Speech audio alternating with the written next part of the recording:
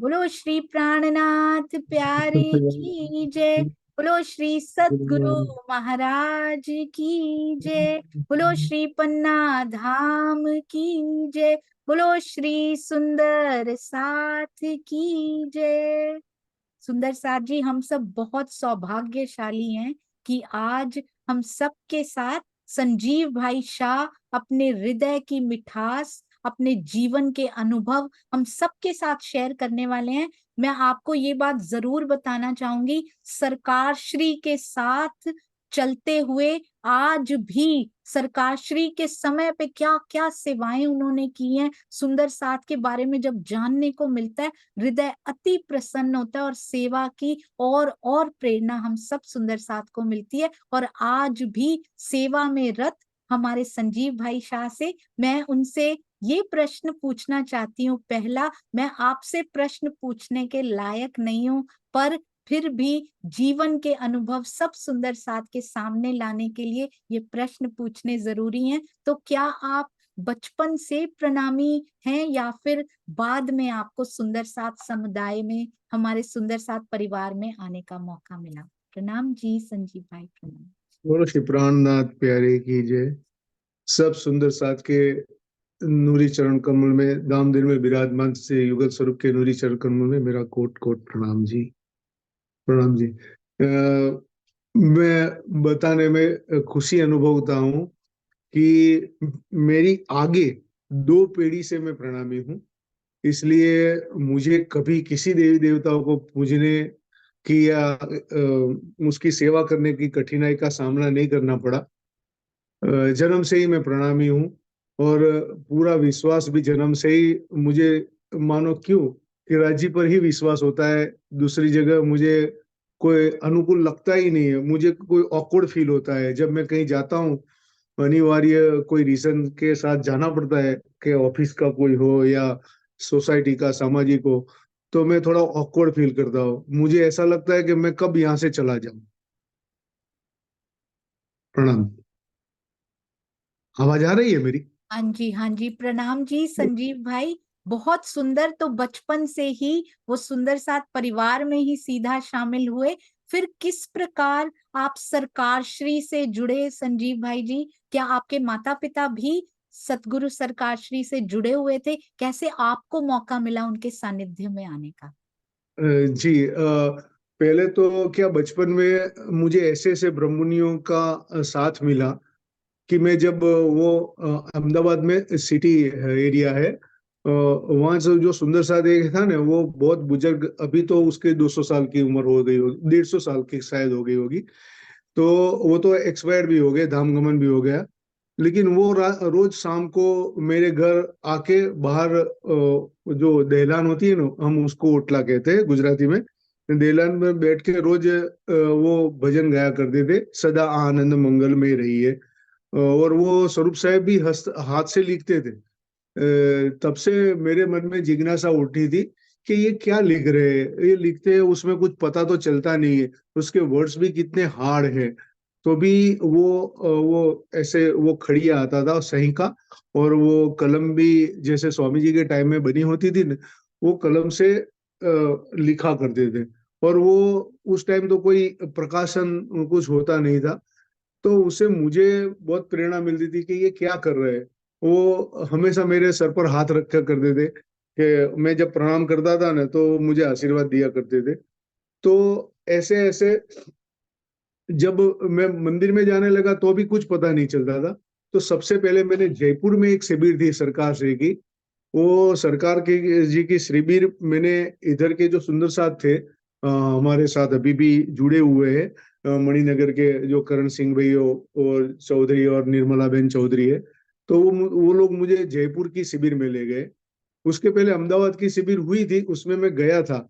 लेकिन वहां भी क्या है, मंदिर का थोड़ा ऐसा था कि भाई ये सरकार की शिविर है ना, तो उसमें नहीं जाना चाहिए, वो है यानी अनेक रीजन थे। लेकिन जयपुर की शिविर में मैं पूरा दिन रहा, और वहां से सरकार जी जो चर्चा करते थे ना, तो वो बात मुझे याद आ गई कि वो बहन जो वो लिखते थे स्वरूप साहब, तो मैं भी सरकार का कुछ आगे बैठकर लिखना चालू करूं। तो मैंने वो शिविर में सब लिख दिया। सरकार जो आगे चर्चा करते थे बैठकर मंच पर, तो मैं सबसे आगे बैठ जाता था, और वो जो बोलते थे ना वो मैं लिख लेता था। बस वहीं से मेरी जो जागने की जो रफ्तार है वो शुरू हो गई।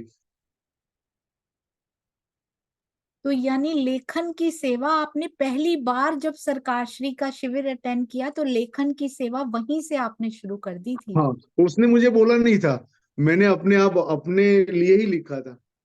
जी, अति सुंदर। तो आपको फिर रतनपुरी आश्रम या श्री निजानंद आश्रम बड़ौदा के आपको जाने का मौका मिला उसके बाद कभी आप हाँ मिल? हाँ, जब मैं बड़ौदा आश्रम में गया पहली बार, तो वहाँ वो एक प्रोग्राम था, और जो पारायण पढ़े जाते थे तो मैं पढ़ रहा था, तो मेरे बाजू में अनिल भाई पढ़ रहे थे। तो वहाँ हमारी पहचान हुई थी, हम लोग साथ में ही रहते हैं अहमदाबाद में। मैं भी ईसनपुर की तरफ ही रहता था। तब वो हमारी पहचान हुई, भाई आप कहाँ रहते हो, आप कहाँ रहते हो। तो वहाँ मुझे वो मिले। और सबसे ज्यादा जो मेरा अनुभव है, वो मेरे मुझे पंजाब के, आप सब जानते हैं, आपके गांव के ही थे, सुरिंदर भाई अरोड़ा जी, जो आरती अरोड़ा के पिताजी थे, वो मुझे मिले। तो उसने मुझे ऐसा बोला कि आप है ना हौज कौसर की मछली हो। अभी मुझे याद है उसके जो शब्द थे न, तो मुझे तो पता ही नहीं था हौज कौसर क्या है और मछली क्या होती है। तो उसने बोला कि आप तो एक हौज कौसर की मछली हो, और आपको कल सुबह सरकार तारतम देंगे। तो मैंने सोचा कि ऐसा कोई प्रोग्राम तय तो नहीं हुआ है। और दूसरे ही दिन सुबह में सरकार ने अनाउंस किया कि आज मैं विशेष वो कोई शब्द प्रयोग किया, विशेष लोगों के लिए मैं तारतम का आयोजन करता हूँ, कि जो आयोजन था नहीं लेकिन करना पड़ता है। ऐसा अनाउंस करके उसने तारतम का, सरकार श्री ने मुझे तारतम प्रदान किया। जी, और उसके बाद आपको कैसे आपकी यात्रा आगे बढ़ी, कैसे आपके अनुभव आगे बढ़े संजीव भाई? बस फिर तो सरकार से ही के साथ उसकी जो कैसेट से ऑडियो सब हमने तैयार किया अहमदाबाद में से। और अहमदाबाद का जो सेवा का केंद्र था वहां से सब वो बालू भाई जी आते थे, और जो पूरी पुरानी बड़ी कैसेट देते थे, उसमें से हम उसको ऑडियो सीडी करते थे। फिर उसका लेख के जरिए, जो पहले जागनी अभियान बड़ौदा से प्रसिद्ध होता था ना, तब हमारा एक हेडिंग चलता था, परम धाम की परिक्रमा। वो परम धाम की परिक्रमा बहुत टाइम चली, जब तक अंक चालू रहा, पत्रिका चालू रही, तब तक ये चालू रहा, परम धाम की परिक्रमा। और बाद में जब वो टेक्निकल रीजन सर, ये पत्रिका का सेवा अभी बंद हो गई। अभी और जगह से चालू है सेवा, तो सेवा तो कभी बंद नहीं होती। लेकिन तब से ये फिर अभी दूसरे रूप में चालू हो गया है, परम धाम की परिक्रमा, या जो कुछ भी लिखना हो, या कोई साहित्य कहीं से भी प्रकाशित करना हो। जी, तो गुजराती भाषा में ये जो ट्रांसलेशंस हुई हैं उसके बारे में बताइए संजीव भाई। उसके बारे में तो क्या है, पहले बालूराज महाराज जी थे ने, तो वो बड़ौदा से कुछ ना कुछ साहित्य लिखने को लिए देते थे, और सबको थोड़ा थोड़ा पार्ट देते थे, मुझे देते थे या और सुंदर साधु को भी थोड़ा देते थे। पर फिर सबका इकट्ठा होता था। और हमारे अहमदाबाद में बापू नगर में प्रेस है, उसका वो गोवर्धन भाई की, वो जो बापू नगर में प्रेस चलती है, तो प्रणामी साहित्य सब वहीं चलता था। तो पहले क्या होता था कि वो लिखाने के लिए हमारे यहाँ एक सुंदर साथी था, लेकिन उसको क्या है कि उसको इतना ऐसा नहीं था, वो प्रोफेशनल थे, तो पैसा दे के उसके पास से लिखाना पड़ता था, सब कुछ करना पड़ता था कि फिर वो शब्दों में बहुत गलतियां भी करते थे, कि उसको जो हमारे वर्ड्स होते ना, उसमें बहुत दिक्कत होती थी, कि ईमान तो वो कुछ लिख देता था। तो फिर हमने सोचा कि ये हम ही सीख जाए तो अच्छा है। पहले जो हाथ से लिखते थे ना, तो फिर कंप्यूटर में भी मेरे ऑफिस में मेरे जो नीचे थे ना, काम करते थे इंजीनियर सब लोग, वो बहुत पढ़े लिखे और इंजीनियर थे, सॉफ्टवेयर इंजीनियर थे। तो उससे मैंने सीखा कि ये गुजराती में जो है, हम इंग्लिश में ही लिखे और सामने गुजराती में आए, ऐसा कुछ सॉफ्टवेयर। तो सबसे पहले श्रुति इंडिक का सॉफ्टवेयर बाहर निकला था। तो उसने मुझे सिखा दिया कि कैसे वीडियो का भी ऑडियो में कन्वर्ट करना है। और ये जो गुजराती भी है, तुम इंग्लिश में लिखोगे सामने गुजराती में दिखेगा, ऐसा भी सॉफ्टवेयर है। उसमें एक दो वर्ड्स ऐसे है कि जैसे रू लिखना हो तो रू में पूरा जो थ्री होता है उसके नीचे पूंछ होती है, ऐसा ही निकलता है। बस एक ही शब्द में वो तकलीफ है, बाकी तो सब ऑल राइट है। तो फिर हमने वो सॉफ्टवेयर सॉफ्टवेयर तो बहुत इजी है, कोई भी कर सकता है। उसमें तो आज किसी को बैठा हो तो भी वो लिख दे देता है, उसको इंग्लिश आना चाहिए तो गुजराती में ऑटोमेटिक हो जाता है। फिर बाद में तो गूगल गुजराती भी लैंग्वेज निकली जो मोबाइल के जरिए। लेकिन पहले वो श्रुति ही था, और सब जगह श्रुति हमने इंस्टॉल कर दिया, और कोई भी पीसी पर बैठो तो गुजराती इजीली उपलब्ध हो जाता है। सुंदर साथ जी, गुजराती भाषाओं में ये जो ट्रांसलेशंस हुई हैं उनमें संजीव भाई शाह की बहुत बड़ी सेवा पीछे गुप्त रूप से छुपी हुई थी, जो कि आनी जरूरी है ताकि हम सब सुंदर साथ को प्रेरणा मिले और किस किस प्रकार की मुश्किलें तय करके फिर ये टीकाएं होती हैं, फिर उनके ट्रांसलेशंस होते हैं, पर हम सुंदर साथ कितना उनको पढ़ते हैं और कितना लाभ लेते हैं, हमें ये सीखना है इन सेवादारों से। और स्तुति स्तुति जी जो है न्यूजीलैंड से, वो संजीव भाई शाह की बिटियां हैं, उन्होंने उधर श्रुति इंस्टॉल किया और इधर स्तुति में ईमान इंस्टॉल हो गया। सुंदर साथ जी, धनी जी ने कैसा ईमान उनको खड़ा कर रखा है कि न्यूजीलैंड में अकेली होते हुए भी ऑफिस में बैठकर भी वो प्रेजेंटेशंस बनाया करती हैं। और अभी भी ये सुंदर साथ वीडियो के ऑडियो जब भी आते हैं तो वो संजीव भाई शाह के द्वारा ही बनाए जाते हैं, और अभी भी ये पीछे से कितनी सेवाओं में संलग्न है।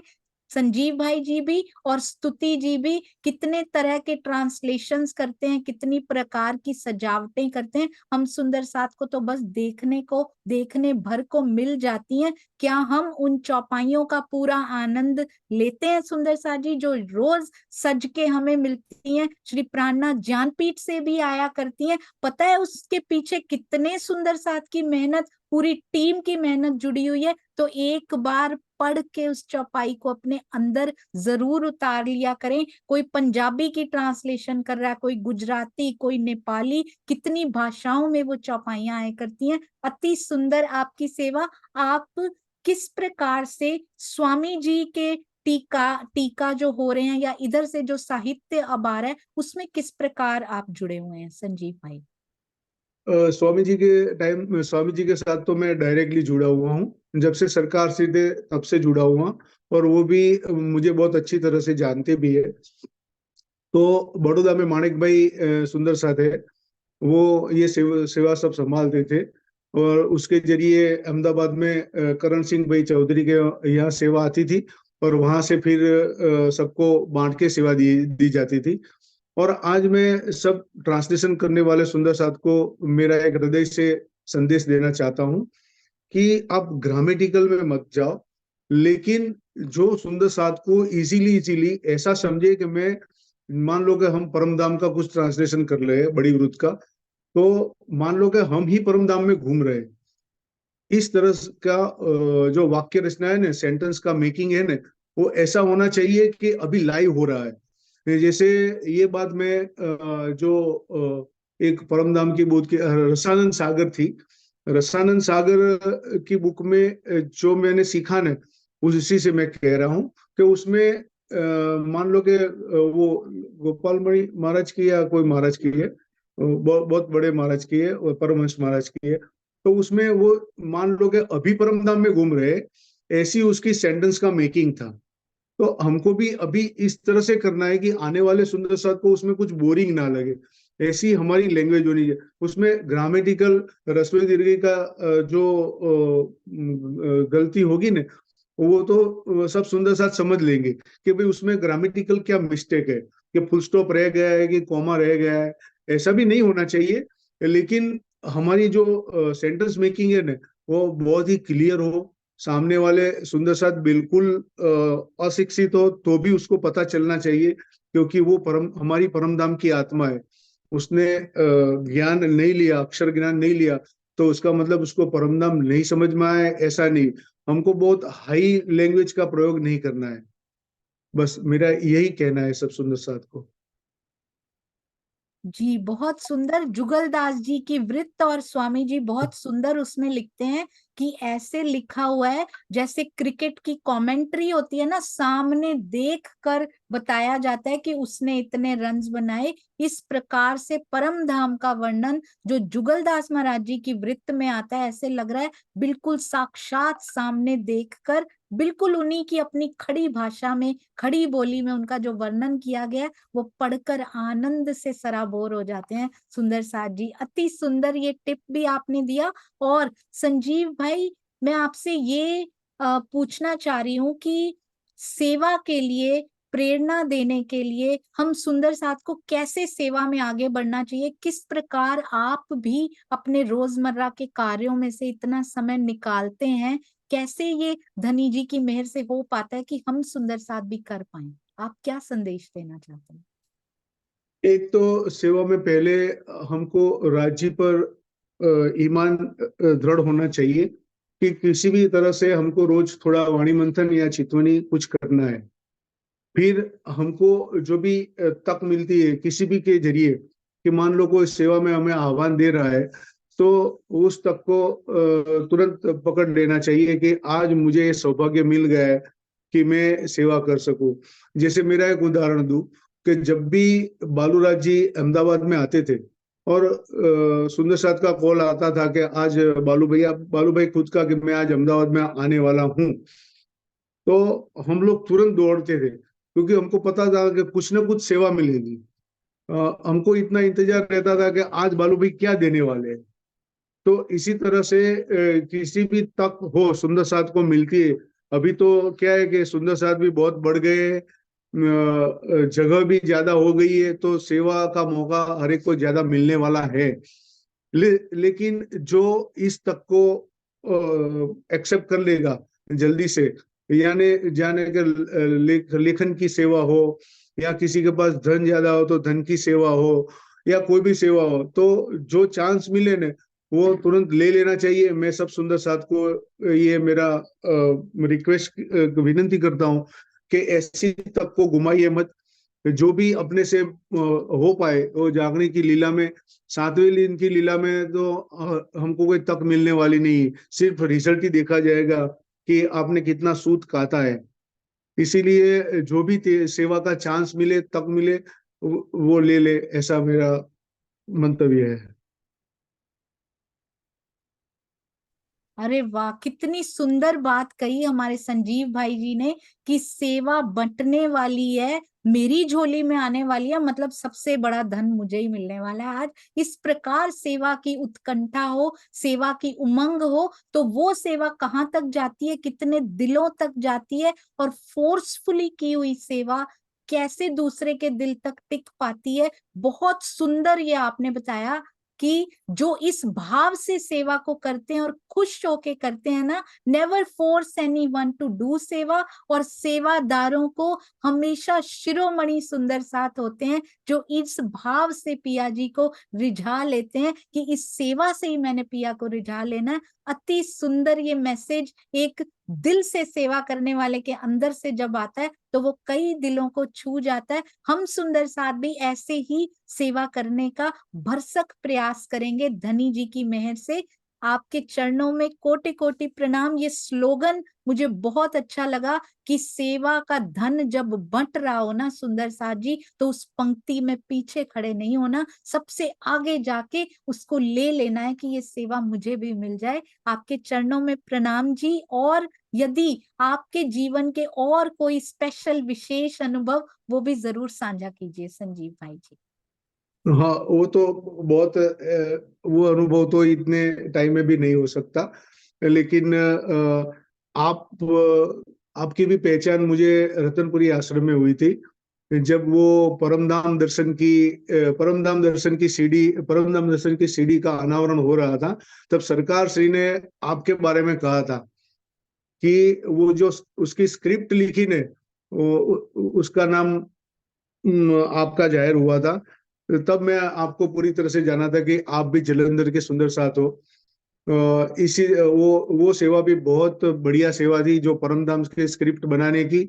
उसमें भी हमको प्रेरणा मिली है कि कैसे स्क्रिप्ट भी बन सकती है, और कैसे फर्स्ट टाइम सुंदर साथ को ये परमधाम कैसा है वो देखने को मिला था।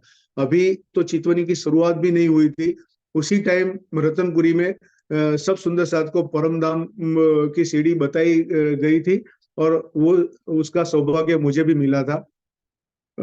दूसरा, जब सरकार श्री का धाम गमन हुआ, तब हम लोग अहमदाबाद से जहाँ निकले थे तो बिना रिजर्वेशन के, तो फिर रिटर्न होते समय तो गाड़ी में कोई भी जगह थी नहीं, प्लेटफॉर्म पर एंटर होने की जगह नहीं थी।